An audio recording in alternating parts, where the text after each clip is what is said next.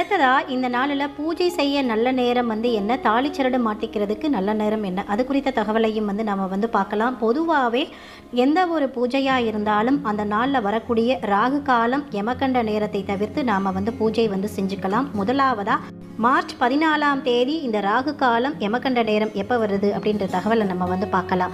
March 14ஆம் தேதி சனிக்கிழமை ராகு காலம் பார்த்தீங்கன்னா காலை 9 மணியிலிருந்து 10:30 மணி வரைக்கும் ராகு காலம் இருக்குது. குளிகை பார்த்தீங்கன்னா காலை 6 மணியிலிருந்து 7:30 மணி வரைக்கும் குளிகை இருக்குது. யமகண்ட நேரம் மதியம் 1:30 மணியிலிருந்து 3 மணி வரைக்கும் யமகண்ட நேரம் இருக்குது. இந்த நேரத்தில் நாம் பூஜை செய்வதை தவிர்ப்பது சிறப்பு.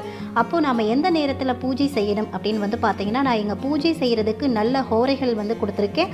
இந்த ஹோரைகளில் நீங்கள் பூஜையும் செஞ்சுக்கலாம், தாலிச்சரடும் நீங்கள் மாற்றிக்கலாம். முதல்ல பூஜை செய்ய நல்ல நேரம் பார்த்தீங்கன்னா காலை 7 மணியிலிருந்து 8 மணி வரைக்கும் குருஹோரை இருக்குது.